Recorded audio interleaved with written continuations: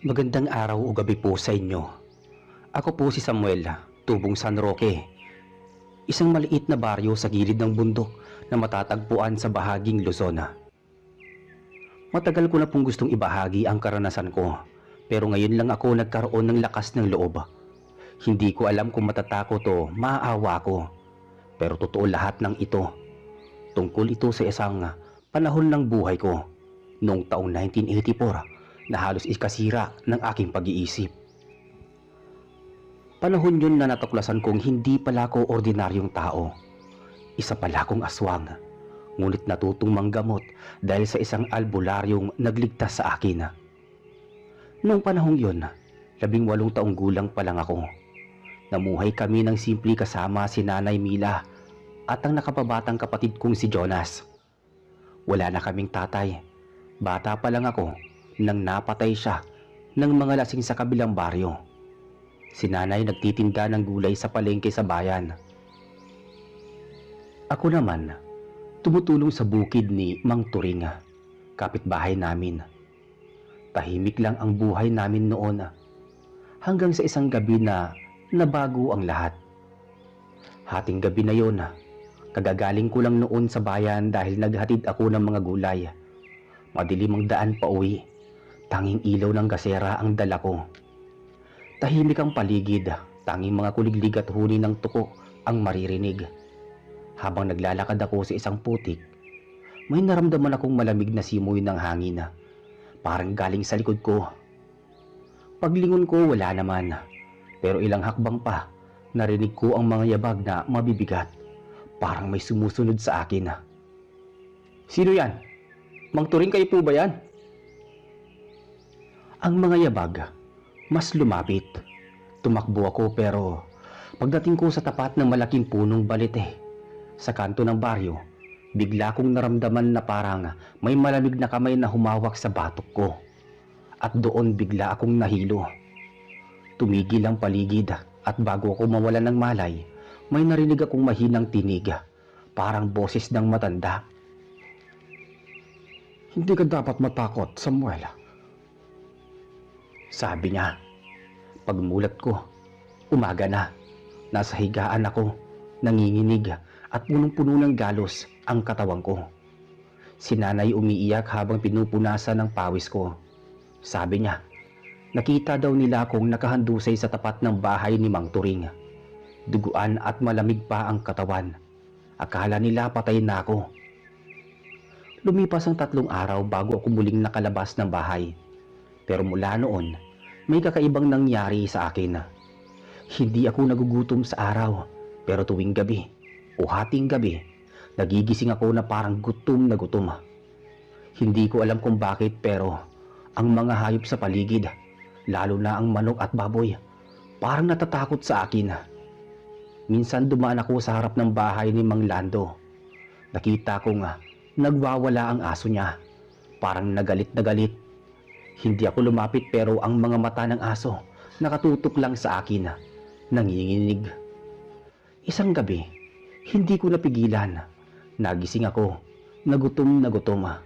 Parang may nagtutulak sa isip ko na humanap ng dugo.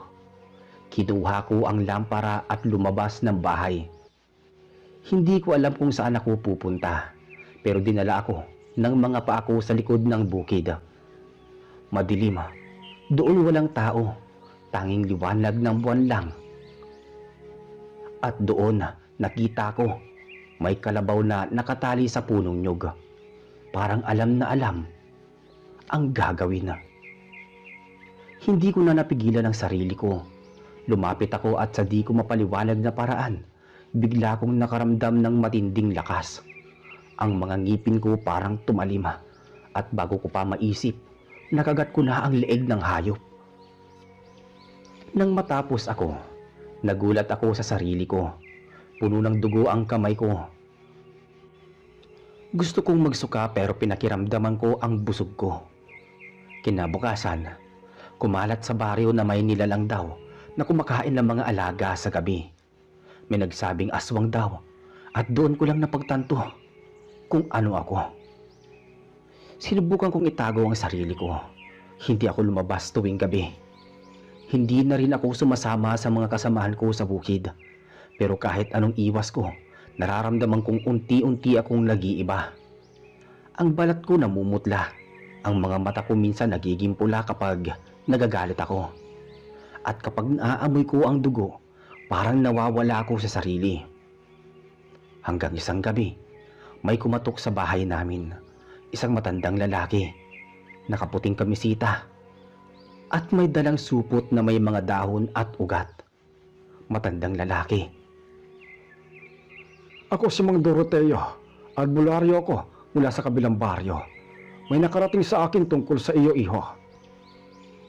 Tahimik lang ako. Natatakot ako na baka patayin niya ako. Kasi sabi ng mga tao, albularyo ang kalaban ng mga aswang. Pero hindi niya ako tinitigan ng may galit. Bagkus parang naawa siya sa akin. Hindi mo kasalanan yan. May sumpa sa dugo mo. Pero pwede nating baguhin yan. Sumpa po? Paano? Hindi ko namang ginusto to eh. May paraan pero mahirap. Kailangan mong matutong kontrolin ang sarili mo at gamitin yung lakas mo para sa kabutihan. Hindi ako makapaniwala. Isang albularyo gustong tulungan ang isang aswang na tulad ko. Simula noon, pinatira niya ako sa kanyang bahay sa kabilang baryo, malapit sa ilog. Doon nagsimula ang kakaibang buhay ko. Hindi bilang halimaw kundi bilang isang nilalang na tinuturuan kung papaano maging tao ulit. Ilang araw matapos akong sumama kay Mang Doroteo, tinuruan niya akong gumawa ng mga halamang gamot. Basbasan ng orasyon at gamutin ang may sakit. Pero lagi niyang sinasabi ang tunay na lakas, Samuel, hindi sa katawan, nasa loob ng puso.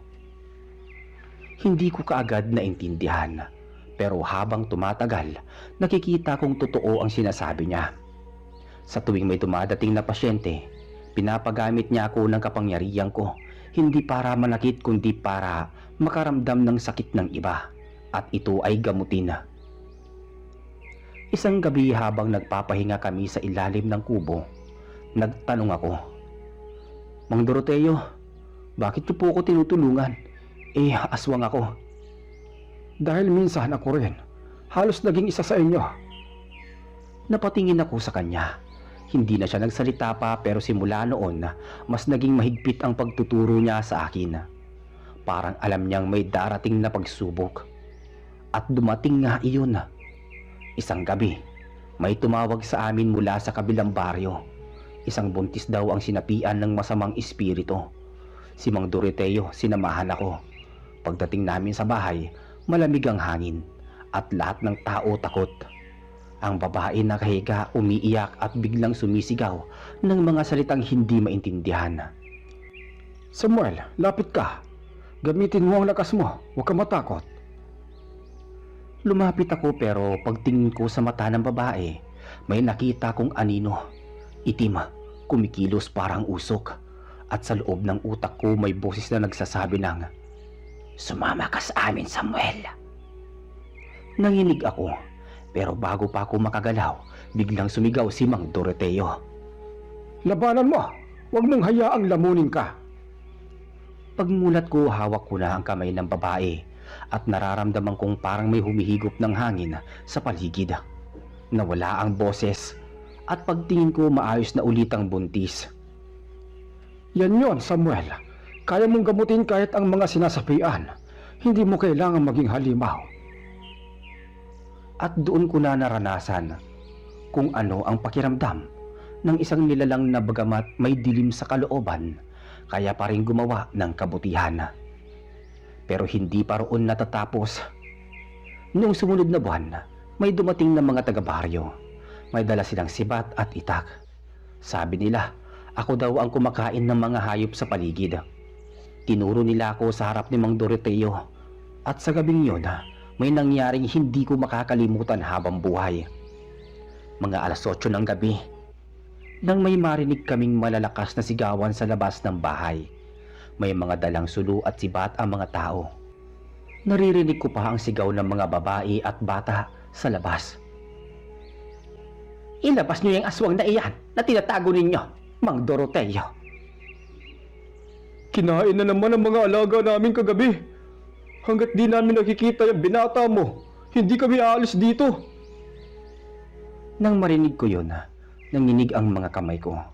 Gusto kong lumabas at ipaliwanag pero pinigilan ako ni Mang Doroteo. Huwag kang lalabas, Samuel. Hindi yan makikinig sa paliwanag. Galit yan. At sa galit, kahit ang tama nagmumukhang kasalanan. Pero Mang Doroteo, hindi ko naman ginawa yung sinasabi nila. Paano kung saktan nila kayo? Mas lalong lalalayan kapag pinatulan mo. Manahimik ka lang. Tinakpan niya ng palaspas ang bintana at sinindihan ang insenso. Habang ginagawa niya yon, naririnig ko pa rin ang mga sigawan sa labas. Ilang sandali pa, may isa sa kanila ang nagtangkang pumasok. Malakas ang hampas sa pinto. Samuel, huwag kang kikilos kahit anong mangyari. Pag ako ang nagsabi, saka ka lang lalabas. Tumangulang ako kahit nanginginig. Maya-maya, binuksan niya ang pinto. Pagkakita ng tao sa kanya, sabay-sabay silang umatras. Kasi akala nila, babasahan sila ng sumpa. Pero kalmado lang si Mang Doroteo. Kung sinasabi niyong aswang ang alaga ko, ipakita niyo muna ang ebidensya. May mga alaga kaming patay. May mga marka sa leeg. Yan ang ebidensya. At nakita niyo bang ginawa niya yon? Hindi. Pero sino pa ba? Siya lang naman ang kakaiba rito. Napayuko ako. Sa kabila ng lahat, kahit totoo ang ilan sa sinasabi nila, hindi ko rin ginusto. Gusto kong sumigaw. Gusto kong ipaliwanag pero pinigilan ako ni Mang Doroteo ng kanyang kamay. Tumalikod siya sa kanila at pabulong na nagsabi sa akin. Kung gusto mong mabuhay, Samuel, kailangan mo matutunang pigilan ang apoy sa loob mo. Pagkasabi niya nun, bigla kong naamoy ang dugo. May isa sa mga lalaki sa labas, may sugat pala sa braso. At doon ko naramdaman muli ang gutom. Yung hindi ko na dapat maramdaman. Mabilis kong hinigpitan ang pagkakahawak sa sarili kong kamay. Pinilit kong wag lumapit. Pero ang mga mata ko, unti-unting nag-iiba. Mang Doroteo, hindi ko na kaya. Kaya mo yan. Diyan susubukin kung totoo kang tao pa. Maya-maya humupa din ang gulo. Umalis ang mga tao matapos silang payapain ni Mang Doroteo. Pero bago umalis, ang isa sa kanila, tinuro pa ako mula sa labas. Bantayan mo yung binata mo, albularyo. Pag may nangyaring kakaiba ulit, hindi na kami maniniwala sa dasal mo. Kinabukasan umalis kami ni Mang Doroteo sa baryo. Pumunta kami sa mas liblib na lugar, malapit sa paanan ng bundok. Kung saan halos walang bahay. Doon niya itinuloy ang pagtuturo sa akin. Pero napansin ko, palakas ng palakas ang mga bisita niya. Mga taong may kakaibang sakit. Mga batang nagkakasakit bigla. Mga babaeng sinasapian. Isang gabi dumating ang isang lalaki na may dalang anak na halos wala ng malay. Sabi niya, 3 gabi nang nagwawala at walang makagamot. Dinala namin sa loob. Paglapit ko, nakita ko na may kakaibang aura yung bata. Itim, kumikintab parang usok na may anyo ng mga kamay na nakayakap sa kanya. Naramdaman kong humigop yun ng lakas mula sa paligid. Samuel, oras mo na. Gamitin mo yung tinuro ko sa'yo. Hindi ko alam kung kaya ko, Mang Doroteo.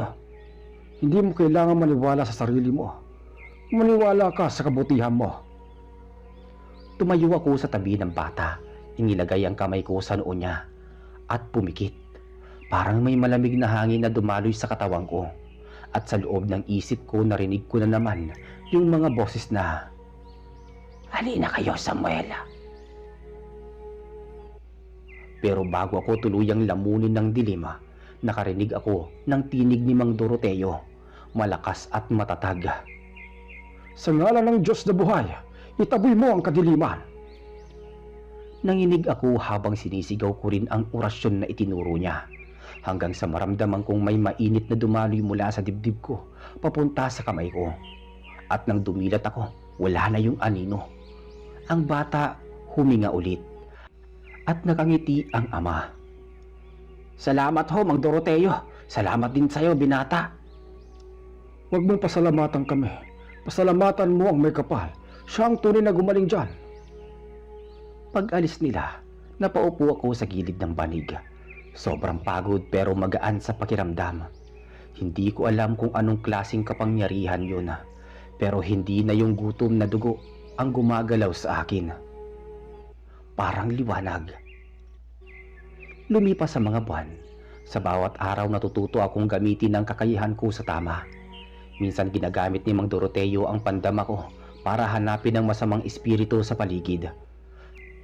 Kasi kahit hindi ko nakikita, nararamdaman ko sila. Isang gabi, habang naglalakad kami sa tabing ilog, bigla siyang tumigil. Samuel, nararamdaman mo ba yon? Parang may malamig na hangin, Mang Doroteo. Tama, may dumadalaw. Huwag kang titingin diretso, baka makita ka. Dahan-dahan kaming lumakad, pero sa gilid ng mata ko, nakita ko ang nilalang na nakaupo sa bato. Mahaba ang buhok, puti ang damit, pero itim ang muka. At nang mapansin ko, ngumiti ito, ngunit wala siyang mata. Tumakbo kami pabalik sa bahay. Pagdating namin, agad siyang nagsaboy ng asin sa paligid at binasahan ng dasala ang bawat sulok.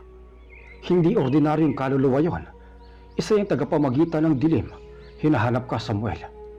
Ako? Pero bakit ako? Dahil sa dugo mo, alam nila na hindi ka ganap na tao. Gusto ka nilang makuha bago tuluyang magbago ang kaluluwa mo. Hindi ako nakatulog buong gabi. At mula noon, alam kong hindi lang tao ang kalabang ko, kundi ang mismong kadilimang gusto akong sakupin at kunin pabalik. Dumating ang araw na nagkasakit si Mang Doroteo. Biglaan lang, nilagnat siya ng mataas at hindi makabangon. Ginawa ko lahat ng tinuro niya, mga dahon, mga orasyon, pati langis na may basbas.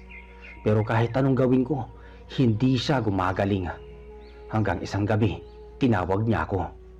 Samuel, oras ko na. Huwag niyo po sabihin yan, Mang Doroteo. Gagaling kayo. Makinig ka. Ang kapangyarihang meron ka, gamitin mo para sa iba. Huwag mo hayaang lamunin ka ng galit o gutom. Kasi kapag bumigay ka, mawawala lahat ng tinuro ko. Pero paano? Paano ako mabubuhay nang wala kayo? Sa bawat dasal mo, ako yung magiging gabay mo. At doon dahan-dahan siyang pumikit at hindi na muling nagising pa. Naiwan akong mag-isa sa kubo. Kinabukasan, inilibing ko siya sa paanan ng bundok. Pagkatapos nun, lumuhod ako at nagdasala. Sa unang pagkakataon, hindi bilang aswang, kundi bilang isang taong natutong magmahal, matakot at maniwala sa kabutihan. Pero hindi doon natapos ang lahat. Dahil makalipas ang 3 gabi, mula nang mamatay si Mang Doroteo, may narinig akong mga yabag sa labas ng kubo. Pagtingin ko sa bintana, may 3 lalaki na may dalang sulo. At sa gitna nila, isa sa kanila ay si Mang Lando, kapitbahay namin dati sa San Roque. Samuel, alam na namin ang totoo mo. Hindi ka tao. At ngayon ikaw naman ang ililibing namin.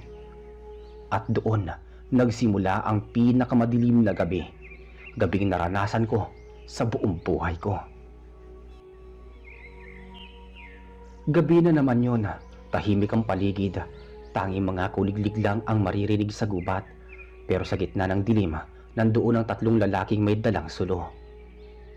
Si Mang Lando, kasama niya si Tio Ramil at Cardo, mga dati kong kakilala. Mga taong minsang bumati sa akin tuwing dumadaan ako sa bukid. Ngayon mga mata nila puro galit at takot ang laman. At ako ang nasa loob ng kubo ni Mang Doroteo. Mag-isa, walang ibang kasama kundi mga dasal at alaala ng matanda. Lumabas ka na, Samuel. Hindi ka na makakatakas. Alam namin kung ano ka. Uulitin ko pa ba? Ginagamit mo lang yung pagiging manggagamot mo para linlangin kami. Aswang ka pa rin. Tapos na yung panluloko mo. Lumabas ka. Ususunugin namin tong bahay.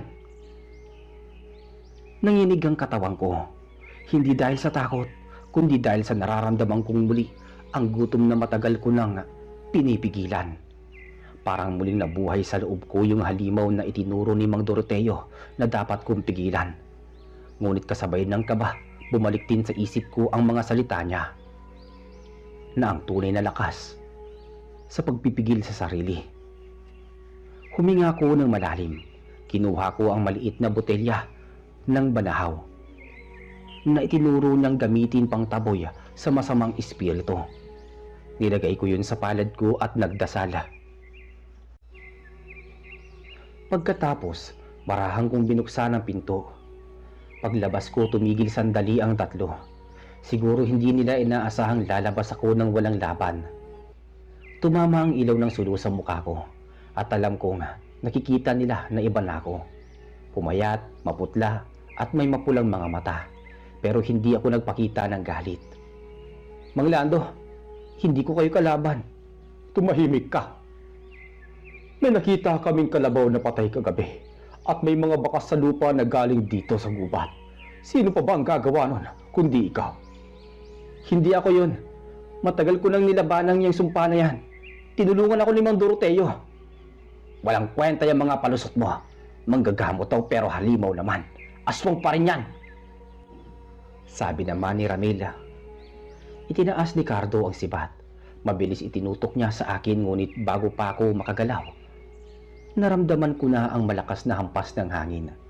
Isang boses na hindi ko inaasahang pamilyar. Malamig ngunit mapayapa. Ang boses ni Mang Doroteo. Samuel, huwag kang lalaban sa galit. Parang pumutok ang dibdib ko sa bigat ng emosyon. Ipinitit ko ang mata ko at maramdaman kong may liwanag na bumalot sa paligid. Hindi yung apoy ng mga sulo, kundi yung malamlam na puti, parang mula sa buwan. Napansin ko nga, nag-alangan ang mga lalaki. Tumingin sila sa paligid tila natakot. Ano to? Ano tong ilaw na to? Sabi ni Cardo. Huwag kayong lalapit, may sumpa to. Sabi naman ni Ramila. Habang nagsasalita sila, naglakad ako palapit. Hindi ako tumakbo, hindi rin ako sumigaw, tahimik lang. At habang lumalapit ako, itinapat ko ang palad ko sa apoy ng sulo.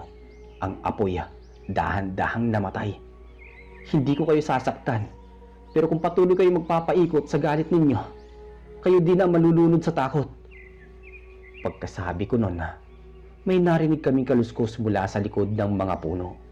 Mabilis at sabay-sabay silang lumingon at mula sa dilim, lumabas ang isang nilalang na parang tao pero mas malaki. May mahabang kuko at may kumikislap na mga mata. Itim ang balat at ang ngipin ay matutulis. Diyos ko! Aswang! Sabi ni Cardo. Hindi ako nakagalaw. Pero alam ko nga, hindi ako yun. Ang nilalang na yon, yun ang dahilan ng lahat. Siya ang tunay na kumakain ng mga alaga. At nang magtagpo ang mga mata namin, parang may koneksyon sa pagitan naming dalawa. Parang kilala niya ako. At sa utak ko may boses na bumubulong. Ikaw dapat ang kasunod ko, Samuel. Bakit mo pinipigilan ang dugong yan? Mabilis ang pangyayari. Tumakbo ang mga lalaki, nagsigawan. Pero bago pa sila makalayo, tumalon yung nilalang at hinablot si Cardo sa leeg. Napasigaw siya habang humandusay sa lupa. Hindi ko na alam kung anong lakas ang pumasok sa akin, pero bigla kong gumalaw para kong hinila ng sarili kong katawan. Tama na! Tumalon ako sa pagitan nila at sa unang pagkakataon, ginamit ko ang kapangyarihan ko hindi para lumaban, kundi para pigilan. Hinawakan ko ang braso ng nilalang. Mainit parang nag-aapoy. Naramdaman kong may dumadaloy na kuryente sa mga ugat ko. At nang masalubong ang aming mata, nakita ko ang sarili kong anyo noon. Isang halimaw na gutom, walang kaluluwa. Hindi mo kayang maging tao, Samuel. Kaya ko, dahil tinuruan akong magmahal. At biglang nagliwanag ang paligid. Mula sa palad ko may lumabas na liwanag at napasigaw ang nilalang. Ang apoy ng mga sulo ay biglang nagliyab. Pero hindi nasunog ang gubat, bagkus ang halimaw lang ang tinamaan. At sa huling sandali bago ito naglaho, may narinig akong mahinang boses na parang humihingi ng tawad. Pagkatapos nawala na ito, abo na lang ang naiwan sa lupa. Tahimik noon, walang gumagalaw sa amin. Si Cardo nanginginig pa rin pero buhay. Lumapit ako sa kanya. Tinulungan ko siyang tumayo. Si Mang Lando at Tio Ramil hindi makapaniwala sa nakita nila. Tinitigan nila ako. Halata sa mukha nila ang hiya at pagkalito. Samuel, patawad. Akala namin Walang dapat pagpatawad. Takot lang ang nagtulak sa inyo. Sabi ko naman. Pero yung nilalang na yun, ano yun? Bahagi ng sumpa ko. Pero natapos na. Pag uwi nila, naiwan akong mag-isa sa gubat. Tahimik, malamig pero magaan ang pakiramdam ko. Tinignan ko ang langit, ang buwan na bilog, pero hindi ako nakaramdam ng gutom. Sa halip, nararamdaman kong parang may malamig na hangin na yumakap sa akin. At sa loob ng isip ko, muli kong narinig ang boses ni Mang Doroteo. Tandaan mo, Samuel, minsan ang pinakamabuting manggagamot ay yung minsang naging halimaw dahil alam niya kung gaano kasakit ang kadiliman.